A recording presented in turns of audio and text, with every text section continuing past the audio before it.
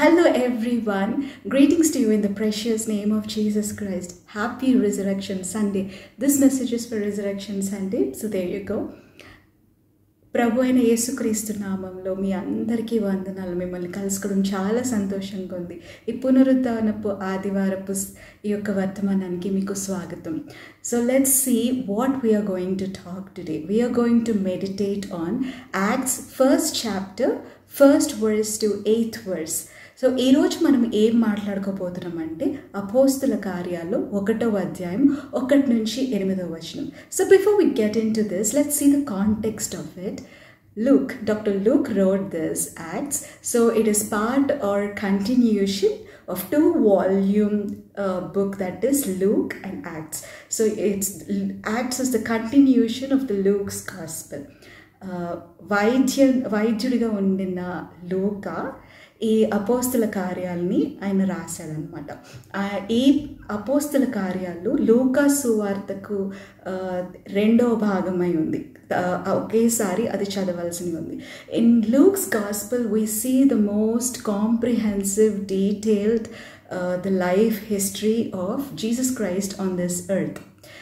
లూకా సువార్తలో చాలా సుదీర్ఘంగా లోతుగా క్రమబద్ధతిలో చాలా వివరంగా రాసిన సువార్త లూకా సువార్త.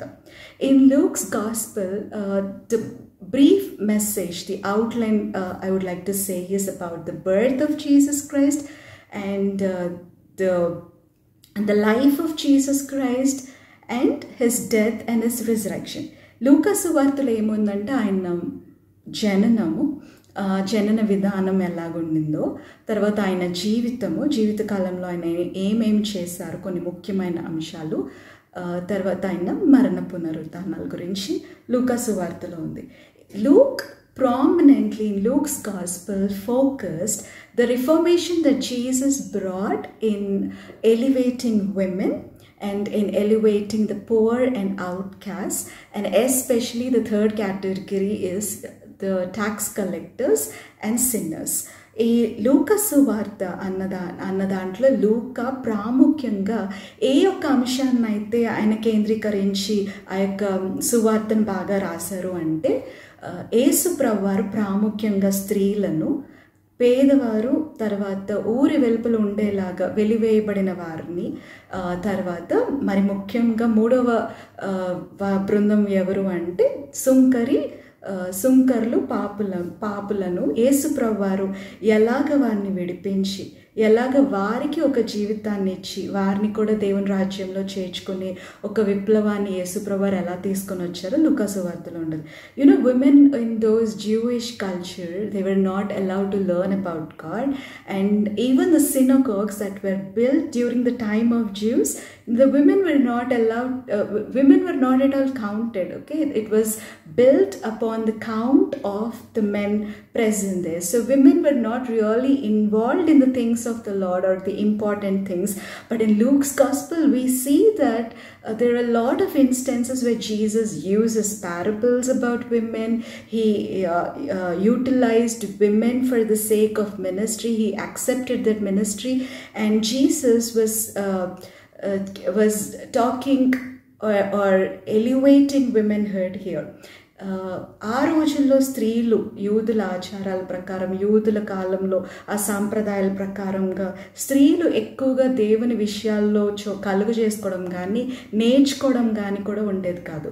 సినగాగ్స్ అంటే చిన్న మందిరాలు అనుకుందాము, అవి కట్టినప్పుడు కూడా ఆ స్థలంలో ఎంతమంది అయితే పురుషులు ఉన్నారో ఆ సంఖ్య చొప్పున, ఆ కొలతల చొప్పున మాత్రమే కట్టేవారు. కానీ స్త్రీలను వాళ్ళు కౌంట్ చేసుకొని లెక్క పెట్టి ఇంత స్థలం అవసరం అవుతుందని వారు కట్టేవారు కాదు. కానీ యేసు ప్రభువారు ఈ సువార్తలో మనం చూస్తాం ఏంటంటే, యేసు ప్రభువారు స్త్రీల ద్వారా పరిచర్యను ప్రారంభించి అది అంగీకరించి స్త్రీలను కూడా పరిచర్యలో ఉంచి వారికి దేవుని వాక్యం గురించి చెప్పి వారి గురించిన ఉదాహరణలు కూడా కొన్ని ఉపమానాల్లో చేర్చి చెప్పడం మనం చూడగలుగుతాం.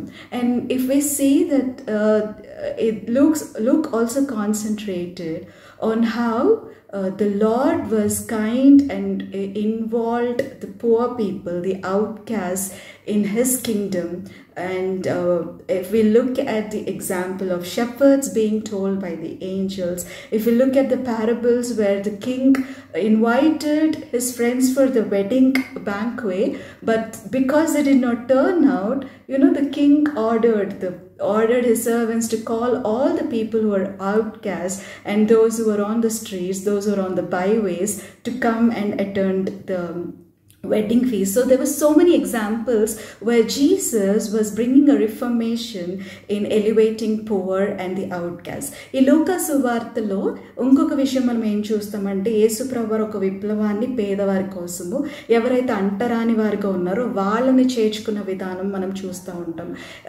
కొన్ని ఉపమానాల్లో యేసుప్రభు ఎలాగ ఒక విందుకు పిలిచిన వారు రాలేదు అని ఆ రాజు ఏం చేస్తాడు అంటే, మీకు ఎవరైతే పేదవారు కనబడతారో, ఊరి వెలుపల ఎవరైతే ఉన్నారో, మీరు పోయే మార్గంలో ఎవరు కనబడుతున్నారో వాళ్ళందరితో నా యొక్క విందుశాల అంతటిని నింపండి, ఖాళీగా ఉండడానికి లేదు అని. అలాగే గొర్రెల కాపర్లకు స్వయంగా దేవదూతలు వచ్చి యేసుప్రభు పుట్టుక గురించి చెప్పడం, అవన్నీ చూసినప్పుడు మనకేమర్థమవుతుందంటే, యేసుప్రభు ఒక విప్లవాన్ని తీసుకొచ్చారు పేదవారిని, అలాగే అంటరానిగా ఉన్న వారి జీవితాల్లో ఆయన వెలుగును నింపడానికి వచ్చారు అని. And Jesus, transformed and accepted people like tax collectors and the sinners. They were treated as outcasts, equal to outcasts, and much worse at times. Tax collectors were treated like someone who was betraying their own country because they were collecting the taxes, huge amount of taxes on behalf of Roman government. So, and the sinners, obviously, they have a mindset that according to the law we have to stone them, according to the law we shouldn't treat them well.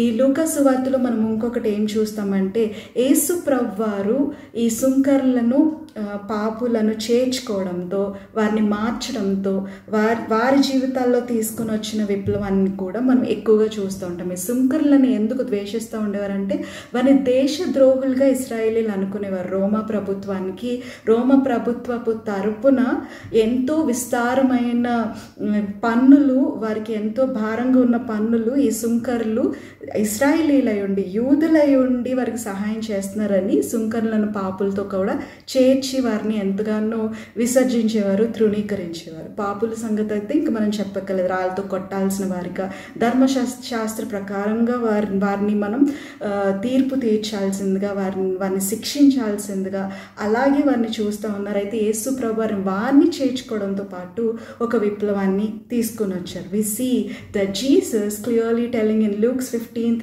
especially those 3 parables about the lost sheep, about the lost coin, and about the prodigal son. It is a direct message that there are 2 categories: the religious people who think they were righteous, and about the sinners and the tax collectors who need love and forgiveness. ఈ లూకా సువార్త 15వ అధ్యాయంలో ప్రాముఖ్యంగా మనం చూసినట్లయితే, ఆ యొక్క సుంకరులకు పాపులకు ఎలాగ ప్రేమ, కనికరము, క్షమాపణ అవసరమై ఉందో, ఎలాగ ఇంకొక బృందము, ఈ యొక్క శాస్త్రులు, పరిసయ్యులు, మేము నీతిమంతులము అని అనుకుంటున్న వారికి ఈ యొక్క ఉపమానాలు ఎలాగ దేవుని రాజ్యంలో ఉంటుందో, దేవుడు ఎలాగ చేర్చుకుంటారో, దేవుడు ఎవరికి క్షమాపణ అనుగ్రహిస్తారు, అవన్నీ కూడా వివరంగా ఈ యొక్క ఉపమానాల్లో ఉంటుంది. ఈ తప్పిపోయిన గొర్రె, పోగొట్టుకున్న నాణము, అలాగే తప్పిపోయిన కుమారుడి యొక్క ఈ యొక్క ఉపమానాల్లో ఈ యొక్క సారాంశం అంతా ఏమిటి అంటే, నీతిమంతులు అనుకుంటున్న వారు తప్పిపోయిన వారి గురించి దేవుడు ఏమనుకుంటున్నారు, దేవుడు ఎలా చేర్చుకుంటారు, ఆ విషయం అందులో చెప్పబడి ఉంటుంది. So this Luke's gospel, and we also notice about the miracles of Jesus Christ, the teachings of Jesus Christ, and the death of Jesus Christ and the resurrection of Jesus Christ. A lot of information that was not found in other gospels as well. It is clearly written here because Luke made a very thorough investigation. ఈ లూకా ఆయన చాలా లోతుగా పరిశీలించి, అన్నీ సేకరించి, ఇంకా వేరే సువార్తల్లో లేని విషయాలు వివరంగా ఆయన యేసుప్రభు వారి జీవితం గురించి, ఆయన చేసిన అద్భుతాల గురించి, ఆయన బోధల గురించి, ఆయన మరణం గురించి, పునరుత్థానం గురించి చెప్పారు. So now in our lifes we learn about Jesus Christ, we know about Jesus Christ, and we know about his sacrifice, and we also pray the salvation prayer. ఇప్పుడు మన జీవితం జీవితంలో యేసుప్రభు వారి గురించి మనకి తెలుసు, నేర్చుకుంటున్నాం, తెలుసుకుంటున్నాము. ఆయన చేసిన త్యాగం తెలుసు, ఆయన చేసిన బలియాగం తెలుసు. అలాగే మన హృదయంలో యేసుప్రభు వారిని అంగీకరించిన పశ్చాత్తాప ప్రార్థన కూడా చేసి ఉండదు. So now Luke wrote this entire Luke's gospel and even Acts to a person called Theophilus. So we don't know if it is his real name, but his name signifies that he loves God. ఈ లూకా అన్న ఆయన ఈ నిజానికి లూకా సువార్త అపోస్తల కార్యాలు ఎవరికి రాశారు అంటే థియోఫిలా అన్న అర్థం ఏంటి అంటే ఫిలియా ఇస్ లవ్, దేవుణ్ణి ప్రేమించే వ్యక్తి అని అర్థం, లేదా ఆయన నిజమైన పేరు మర్మంగా ఆయనకి రాశారు. Some people think it is like to the people of God who love God, but to be honest it is like it is found out that it is return as because this person is important person and he was a rich person who was actually a patron for these scrolls to be published more. That means they used to write it on the scrolls on those days so that they would spread across, that they would be circulating. చాలా మంది దేవుని ప్రేమించే ప్రజలకు ఇది రాశారు అని అనుకుంటున్నారు, కానీ అయితే చివరికి ఏమని నిర్ధారించారంటే ఈ థియోఫిలా అన్న ఆయన మారు పేరుతో ఉన్నారు, నిజానికి ఉన్నారు తెలియదు. నేను ఒక ముఖ్యమైన వ్యక్తి. ఆయన ఏం చేస్తూ ఉంటారంటే సువార్త తర్వాత ఈ అపోస్తల కార్యాలు అనేక ప్రజలకు చేరే విధంగా, పంచిపెట్టే విధంగా, దాని విస్తరణకు ఆయన ధనవంతుడిగా ఆర్థికంగా సహాయం చేసే వ్యక్తి అన్నమాట. So that's why there's an orderly account from Luke's side, and God has given us the grace to learn about Jesus in such a systematic manner. So అందుకే లూకా ఇంత శ్రద్ధగా రాసిన ఈ యొక్క సువార్త అపోస్తల కార్యాలు మన జీవితంలో కూడా మనం నేర్చుకోవడానికి దేవుని కృపను బట్టి మన చేతుల్లో కూడా ఈ యొక్క వాక్యం వచ్చింది. So acts of apostles is the work of the Holy Spirit God in beginning the church, the formation of the early church and the extension of the church, and there is no ending to the Acts of Apostle. It's not just 28 chapters. Bible scholars say that it continues with us, for every men and women of God who are in the work of God, those who are saved and those who are helping out in the building God's kingdom through the power of the Holy Spirit God, it continues with us. అపోస్తల కార్యాలకి అంతం లేదండి. 28 అధ్యాయాలతోనే ముగించిపోలేదు. మనతో అంటే పరిశుద్ధాత్మ దేవుని సహాయంతో దేవుని రాజ్యంలో పొందుతూ ఈ యొక్క సువార్తని ప్రకటిస్తున్న మనందరితో కూడా అది కొనసాగుతుంది. So our lives are being recorded.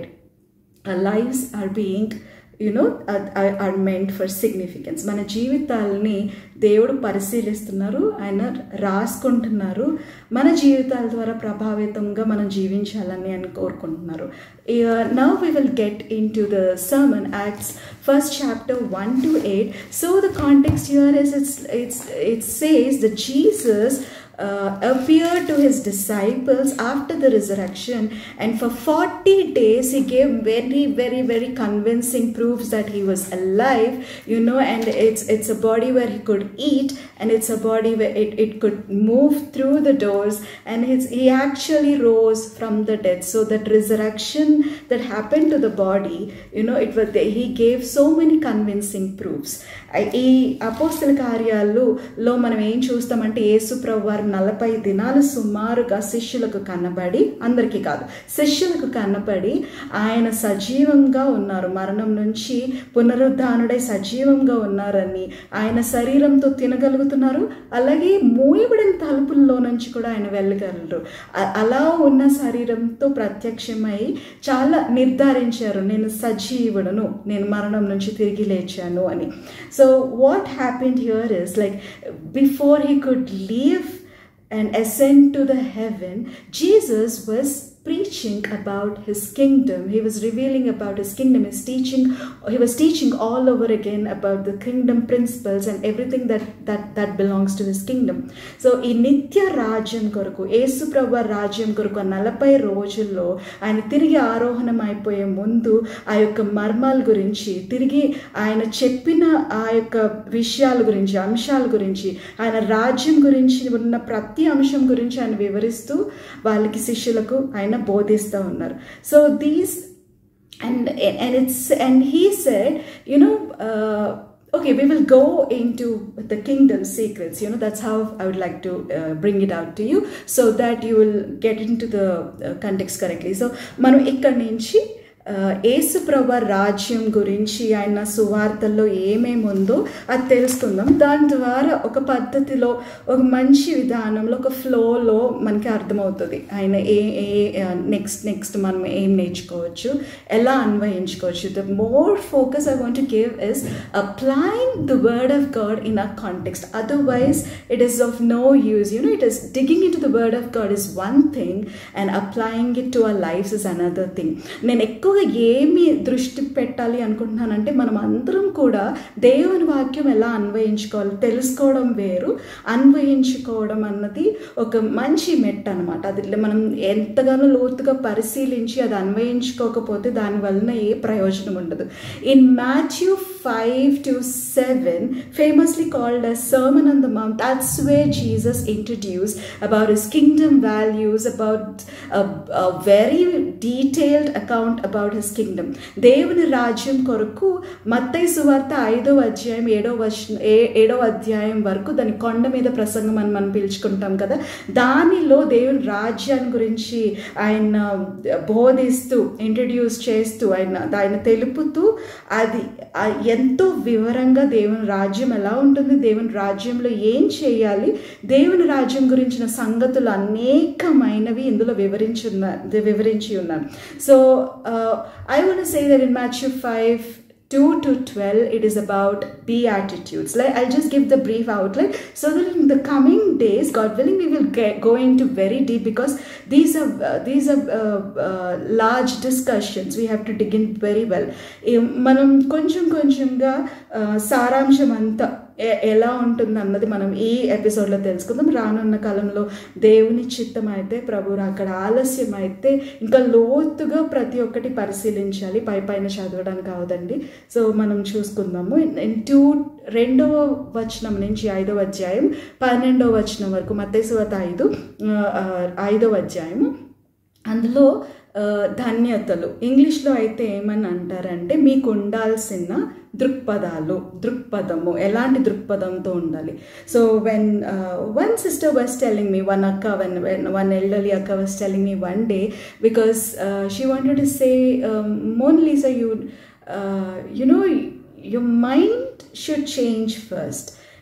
For some discussion she said that, and she said, why a baby, if it's a normal delivery, the brain, the head of the baby comes out. So she said that for a new life, for a new living, there must be a transformation and change in the mind. ఒక పెద్ద అక్క నాకు ఒక రోజు ఏదో ఒక విషయంలో మాట్లాడుతున్నప్పుడు ఏమని చెప్పిందంటే, ఎందుకు సాధారణమైన ప్రసవ వేదనలో కనేటప్పుడు, బిడ్డలు పుట్టేటప్పుడు పొజిషన్ ఎలాగ ఉంటుందంటే, బయటకు వచ్చేటప్పుడు తల అన్నది ముందుకు వస్తుంది అనమాట. అలాగే నూతనమైన జీవితంలోకి క్రీస్తులో మనం ప్రవేశించినప్పుడు మొట్టమొదటిగా మనసు మారాలి, ఇక్కడ ఆలోచన మారాలి అన్నది ఆమె నాకు తెలియజేసింది అనమాట. So I really like that thought. So the principles all are tied up in this beatitudes. So Jesus wants us to carry these attitudes, and then from there he was telling in ఒకసారి తెలుగులో చెప్తాను. ఈ 5వ అధ్యాయము 2-12 యేసుప్రభు వారు ఏమన్నారంటే, దేవుని రాజ్యం గురించి ఉన్న ప్రతి ప్రతి మర్మం కూడా ఈ ఆలోచన విధానంలో ఉంది, ఈ దృక్పథంలో ఉంది. ఇక్కడి నుంచి ఆయన మొదలు పెట్టుకుంటూ వచ్చారు. So in 5th chapter 13 to 16 he said, you will be the light, you will be the salt, and you will be the city on a hill. ఇవి పాటించినప్పుడు, only when you follow these in actions, ఇవి క్రియల్లో చూపించినప్పుడు మీరు లోకమును కుప్పై ఉన్నారు, వెలుగై ఉన్నారు, కొండ మీద కట్టబడిన ఇక పట్నమై ఉన్నారు. So salt is like you bring the difference, and light is like when people have a doubt, immediately if you are a person who is totally 100% following the principles of God with the help of the Holy Spirit, they will know, yeah, we have to reply like this, we have to respond like this. And sitting on a hill, you're not going to be hidden, but you're going to influence lot of people in your lifetime. So దీని అర్థం ఏంటంటే, మీరు ఉప్పుగా ఉంటారంటే మీరు ఉన్నప్పుడు దాని తేడా తెలుస్తుంది, ఆ వ్యత్యాసం తెలుస్తుంది, మీరు దేవుని బిడ్డలుగా ఉన్నారు అన్నది తెలిసిపోతుంది. అలాగే ఒక వెలుగుగా ఉన్నారంటే ఎవరికైనా ఏదైనా సందేహం వచ్చిందంటే ఈ పరిస్థితుల్లో నేను ఎలాగ ఉండాలి అని నిజంగా మీరు యేసు ప్రభు వారి వల్ల జీవిస్తూ ఈ కొండ మీద ప్రసంగంలో ధన్యతలాగా జీవిస్తూ ఉంటే యేసు ప్రభు వారు ఏమంటున్నారంటే క్లారిటీగా వచ్చేస్తుంది, స్పష్టత వస్తుంది, వెలుగు వచ్చినట్లుగా, వెలుగులో తెలిసినట్లుగా ఇలాగే మనం మాట్లాడాలి, ఇలాగే మనం ప్రవర్తించాలి అన్నది తెలుస్తుంది. కొండ మీద కట్టబడిన ఇల్లు అంటే మీరు జీవితకాలంలో నిజంగా ఈ రాజ్యపు విలువలను కలిగి ఉంటే మీరు కొంతమందిని కాదు అనేక మందిని ప్రభావితం చేయగలుగుతారు. 17 to 20 is about that Jesus says, you know, the law is important, and I have come to fulfill the law. I'll be moving on quickly now. So యేసు ప్రభు ఏమని చెప్పారంటే, ఈ 12వ వచనం నుంచి 20వ వచనం వరకు నేను ధర్మశాస్త్రాన్ని నెరవేర్చడానికి వచ్చాను. So lot of people have doubts like what is the law? Now we are a new covenant. Jesus said it's law of love. Jesus added a new commandment, love one another. A new commandment I'm giving to you, and that's how people know that you're my disciples. So మనం క్రైస్తవులము, దేవుని క్రీస్తు ప్రభు వారి శిష్యులమని ఎలా తెలుస్తుందంటే, యేసు ప్రభు వారు స్వయంగా ఆయన చెప్పిన మాటల్లో ఏమన్నారంటే, మీరు ఒకరినొక్కరు ప్రేమించుకునే ఆ నూతనమైన ఆజ్ఞను కూడా చేర్చుకుంటే మీరు దేవుని కుమారులై ఉన్నారు. సో చాలామంది ఏమనుకుంటారంటే, ఈ ధర్మశాస్త్రం అంటే ఏంటి, మనం నూతన నిబంధనలో ఉన్నాం కదా అని. So one clarity is like 3 things. There are moral laws, civil laws, and ceremonial laws. So quickly, the ceremonial laws, now we don't need to follow because Jesus is the atonement and he paid the price. Now the civil laws, we have to take the principle of the civil law.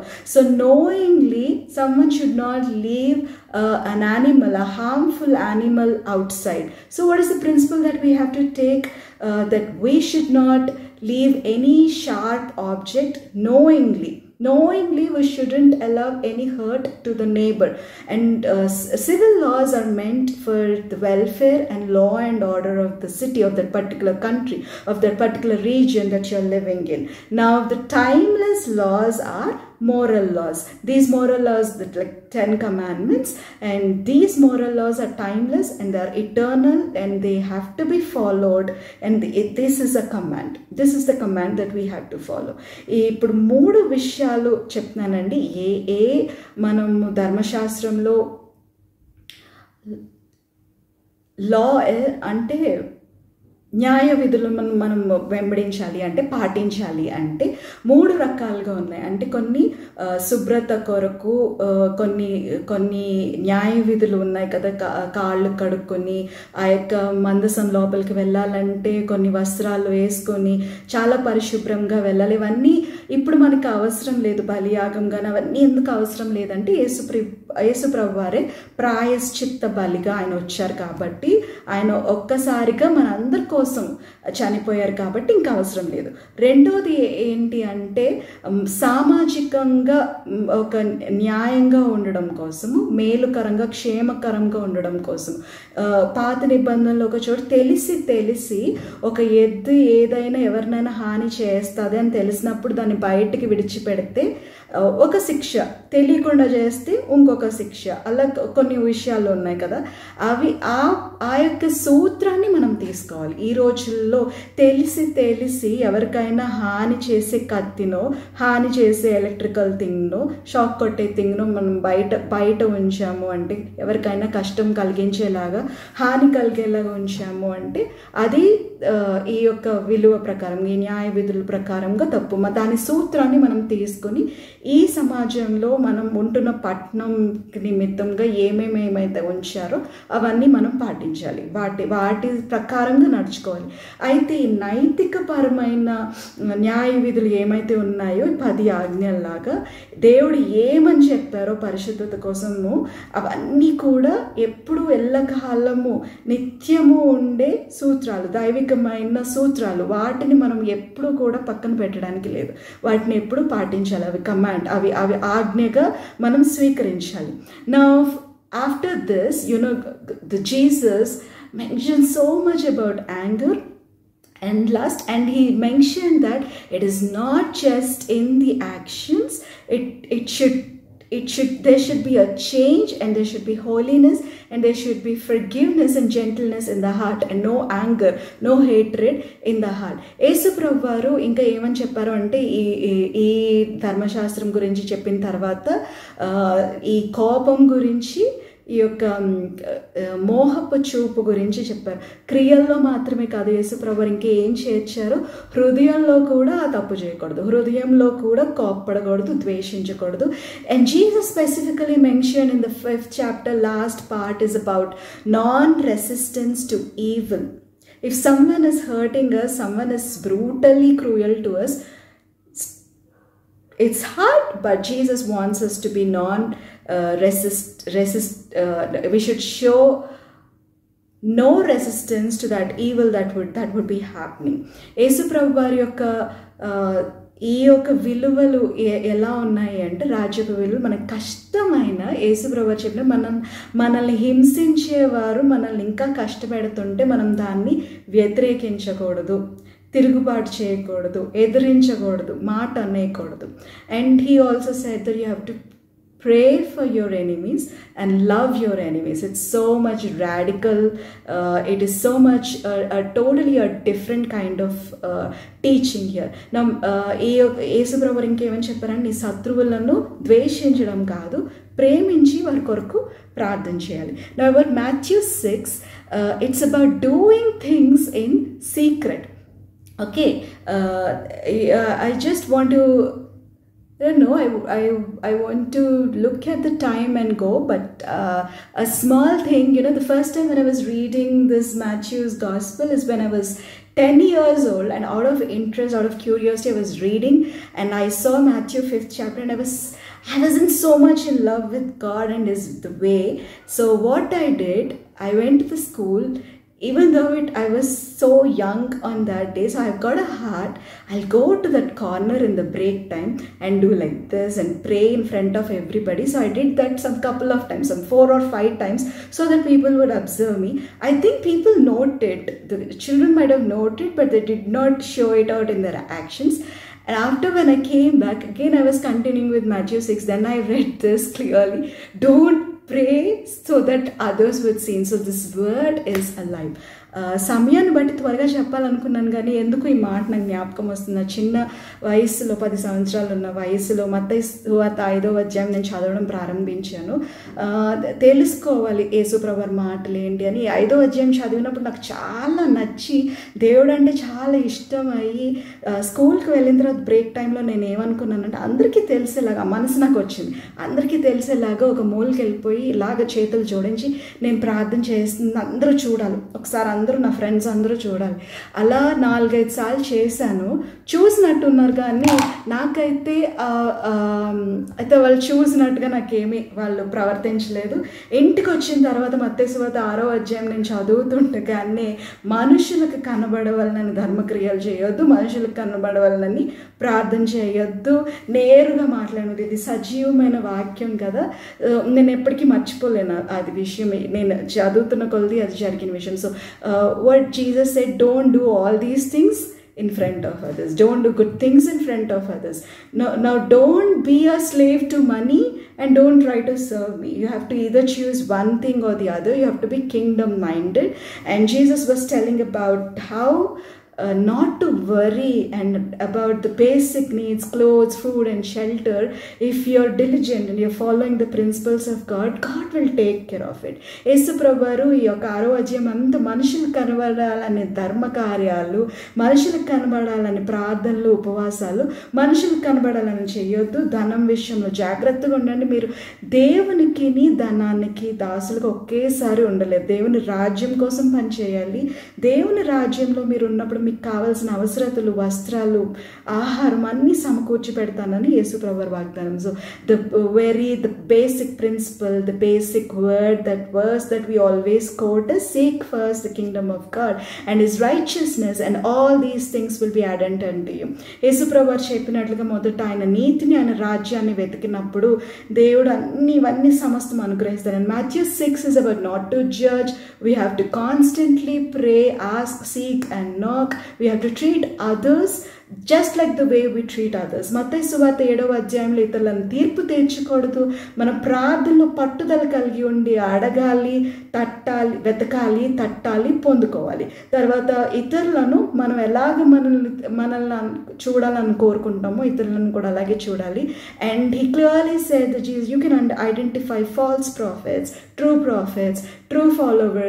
followers and the false followers, true disciples and the false disciples. యేసు ప్రభువారు స్పష్టంగా ఏమని చెప్పారంటే, మీరు అబద్ధపు ప్రవక్తలను, నిజమైన ప్రవక్తలను, అబద్ధపు శిష్యులను, నిజమైన శిష్యులను, అబద్ధంగా వెంబడించేవారును, నిజంగా వెంబడించేవారును మనం కనుక్కొనగలమంట. How? By their words or by their fruit. It's very easily seen. By the time Warren Wiersbe said, by the time a duplicate note goes to the bank, many people might have benefited from it, but in the bank it will be known. So one day it will come out. Duplicate note, abaddapu nakli ధనాన్ని కొంతమంది అది వాళ్ళు పొందుకోవచ్చు. వాళ్ళు కొన్ని విషయాల్లో వాళ్ళకి అది సహాయపడి ఉండొచ్చు, సహాయాన్ని పొందుకొని ఉండొచ్చు. కానీ బ్యాంకుకి వెళ్ళేటప్పటికి వారెన్ వియర్స్బీ గారు ఏమని రాశారంటే, అక్కడ అది నకిలీ నోట్ అని తెలిసిపోతుంది. ఒక రోజున ఎవరు నిజమైన శిష్యులో, ఎవరు నిజమైన శిష్యులో కారో తెలిసిపోతుంది. ఆ యొక్క ఏ పరిస్థితిలో ఉన్నారో తెలిసిపోతుంది. So and Jesus said, if you follow all these, you are like a wise man building the house upon the rock, or else you are like a foolish man building the house on the sand. ఇవన్నీ విలువలన్నీ మీరు పాటిస్తే, యేసు ప్రభువారు ఏమని చెప్పారంటే, మీరు ఒక బండ మీద ఇల్లు కట్టుకున్న జ్ఞానుని పోలి ఉన్నారు, లేదా పాటించలేదా ఇసుక మీద కట్టుకుని ఉన్న బుద్ధిహీనుని పోలి ఉన్నారు. So very clearly now I want you to come into the interesting part. So you know what exactly is the kingdom of God, what are the principles and what Jesus taught clearly. Jesus also mentioned in Matthew 13 about the secrets of the kingdom of God. ఒక మంచి మీకు ఎంతగానో నచ్చే అంశం వైపుకి వెళ్దాము. మత్తయి సువార్త 13వ అధ్యాయంలో ఇంకా కొన్ని ఆయన రాజ్యం కొరకైన కొన్ని మర్మాలు చెప్పారు. And he told about how people are going to receive the word of God and we have to know how to receive it correctly. యేసు ప్రభువారు కొంతమంది ఎలాగా దేవుని వాక్యాన్ని స్వీకరిస్తారో, ఎన్ని రకాలైన మనుషులు ఉంటారో, స్వీకరించే వాళ్ళు ఉంటారో, ఎలా మనం సరిగ్గా స్వీకరించాలి అన్నది మనం ఎలా తెలుసుకోవాలి అన్న దాని గురించి కూడా మనం ఆలోచిద్దాము.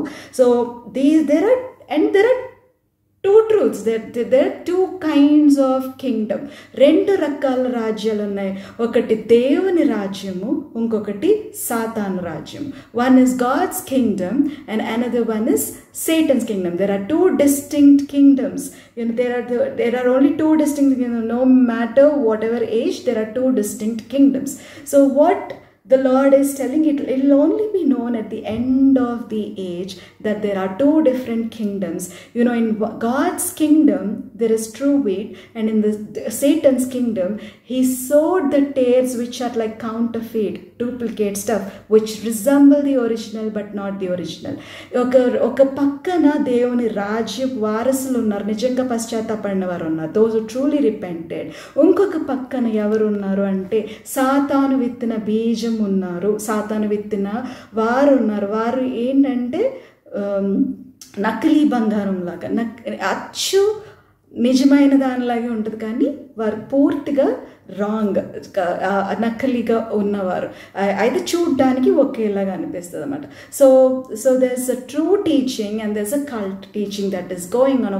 ఒక సుద్బోధ, ఇంకొకటి దుర్బోధ వెళ్తూ ఉంది. But only at the end of the harvest, it's only the work of Jesus Christ to deal with it. యేసు ప్రభు వారే దాని గురించి ఆయన సమయంలో దాన్ని చూసుకునే వ్యక్తిగా ఉన్నారు.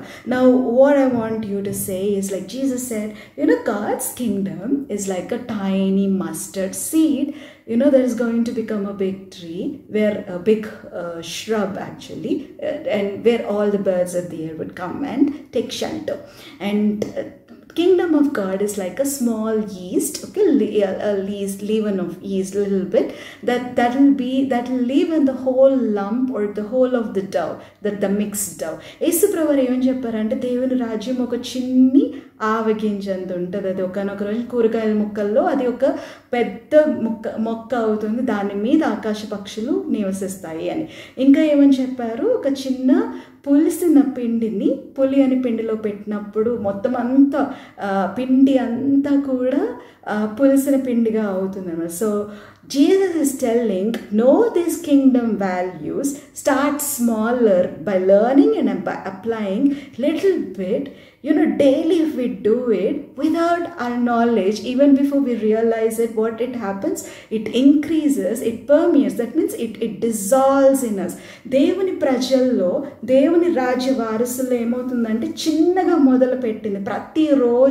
ప్రతిరోజు ఈ వాక్యాన్ని, విలువలన్నీ మనం గ్రహించుకుంటూ, యేసుప్రభు ఏం చెప్పారు కొండ మీద ప్రసంగంలో, యేసుప్రభు దేవుని రాజ్యం కోసం ఏం చెప్పారు అన్నది ప్రతిరోజు చిన్నగా మొదలు పెట్టి అది మనం అన్వయించుకుంటూ ఉంటే ఈ పులియని పిండిని పులిపించినట్లుగా, ఈ యొక్క చిన్న ఆవగింజ ఎదిగినట్లుగా మన జీవితాల్లో దేవుని రాజ్యము, దేవుని రాజ్య వారసుల్లో విస్తరిస్తూ ఉంది. And the second thing, most important thing is Jesus said, one man, he sold off everything for that one pearl of great price. So like that he told, right, ఆ ట్రెజర్ని, ఆ యొక్క ధననిధిని, ఆ యొక్క గొప్ప అమూల్యమైన ముత్యాన్ని పొందుకోవడం కోసం ఉన్నదంతా అమ్మేసాము. So the second principle is like how we are going to be kingdom minded. దేవుని యొక్క రాజ్యం మీద దృష్టి కేంద్రీకరించి వారికి ఎలా ఉంటాము అంటే మొత్తం మనకున్నదంతా అమ్ముకొని ఆ యొక్క విలువైన ఆ యొక్క ముత్యం కోసం వెళ్ళినట్లుగానే దేవుని కోసం ఏదైనా విడిచిపెట్టడానికి సిద్ధపడి ఉండాలి. We have to be ready to leave anything that takes the place of God, that takes the place of the Heavenly Father. So that's what Jesus was telling. So there are other things that are there. So those need so much more in depth, like the parables about the vineyard. There is no junior and senior. There is no the first comer and the last comer. ఇంకా కొన్ని ఉపమానాలు ఉన్నాయి దేవుని రాజ్యం కోసము. దేవుని రాజ్యంలో వీళ్ళు మొదట వచ్చారు, చివరిని వచ్చారు, అలా ఉండదు. సో దెర్ ఆర్ అదర్, వాటికి ఇంకా క్షుణ్ణంగా పరిశీలించాలి. సో మనం ఇప్పుడు అది చెప్పుకోవద్దు, కానీ వాటిని గురించి మీరు ధ్యానిస్తూ ఉండొచ్చు. So these are the kingdom values that Jesus was saying, and these kingdom values would look to the world really weird upside down, but the right side up. ఈ యొక్క రాజ్య విలువలు లోకాన్ని దృష్టిలో అయితే ఎలా ఉంటాయంటే వెర్రితనంగా, వింతగా, ఆశ్చర్యంగా, ఇదేంటి వీళ్ళు తల కింద మతానికి విరుద్ధంగా నడుస్తున్నారు, అందరూ ఇటు వెళ్తుంటే వీరు ఇటు వెళ్తున్నారే అన్నట్టుగా ఉంటాయి. అయితే మనం సరి అయిన దారిలోనే వెళ్తున్నాం. It takes courage, it takes constant encouragement in intrinsic motivation, that is motivation that comes from within, and constant prayer and constant fellowship with God's children. అయితే ఈ రాజ్య విలువల్ని మనం వెంబడించాలంటే ధైర్యం కావాలి, సాహసం కావాలి, నిరంతరము మనలో నుంచే, బయట నుంచి కాదు కానీ మన అంతరంగంలో నుంచే ఒక పట్టుదల కలిగి ఉండాలి. ఆ యొక్క మోటివేషన్, ఆ ప్రేరేపణ, ఉత్సాహము ప్రతిరోజు మనలో కలిగి ఉండాలి. దేవుని బిడ్డల సహవాసంలో ప్రార్థనాపూర్వకంగా దాన్ని చేయాలి. And the another thing that is very very important, without him we can not do anything. That is without the Holy Spirit God we can not do anything. That's what Jesus said. Stay here. Before he left, he said, stay in this city until and unless you receive power from above. యేసు ప్రభువారు ఏమని చెప్పారంటే, మీరు పైనుంచి శక్తిని పొందుకునే వరకు మీరు ఈ పట్టణంలో నిలిచి ఉండండి. ఇవన్నిటితో పాటు మనం చాలా ప్రాముఖ్యంగా మనకి ఎవరు కావాలంటే, ఆయన లేకుండా మనం ఏమి చేయలేము. పరిశుద్ధాత్మ దేవుడు. We're living in the age of the Holy Spirit, God's work. After Jesus said, he is my spirit. He will remind you what I said. He will comfort you. He is your friend. He will lead you into all the truth. యేసు ప్రభువారు ఏమని చెప్పారంటే, నా తర్వాత నా ఆత్మగా పరిశుద్ధాత్మ దేవుడు మీతో ఉంటారు, మీతో సహవాసం చేస్తారు, మిమ్మల్ని సర్వసత్యంలోనికి నడిపిస్తారు, మిమ్మల్ని ఆదరణకర్తగా మీకు తోడుగా ఆయన ఉంటారు. ఆయన లేకుండా మనం ఏమి చేయలేం. మనం పరిశుద్ధాత్మ యుగంలో ఉన్నాం. So we have to receive this Holy Spirit power now. You know the life of Jesus. You know that he rose from the death. You also said the salvation prayer. Now what is the next thing that you have to do is to wait and you have to receive the Holy Spirit power.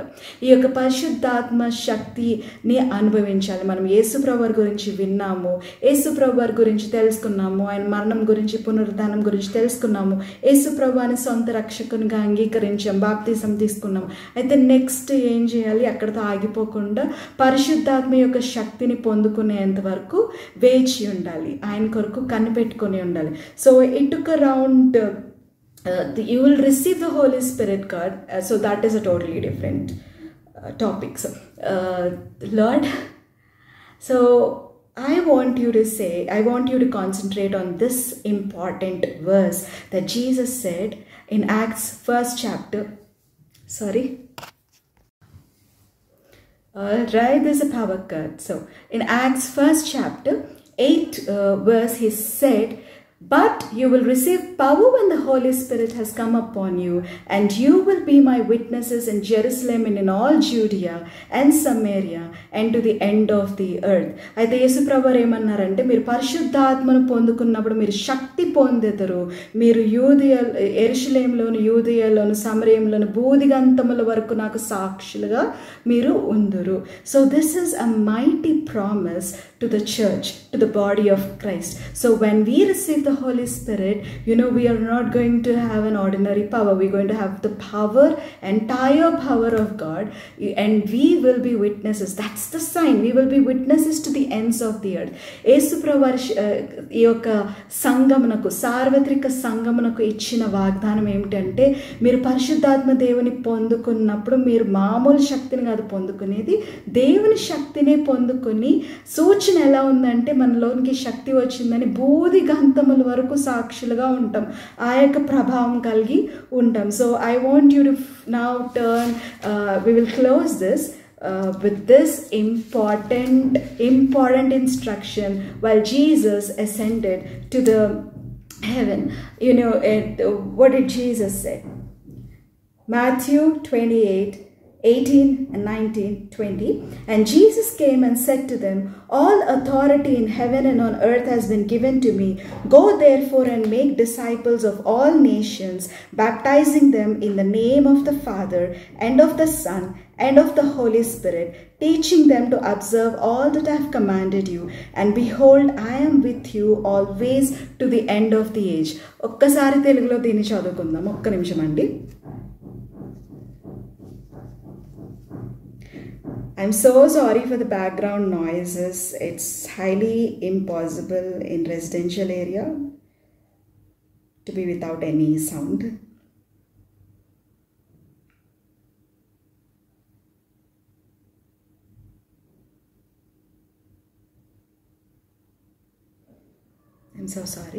మత్తయి సువార్త 28వ అధ్యాయము 18 నుంచి 20 వచనాలు.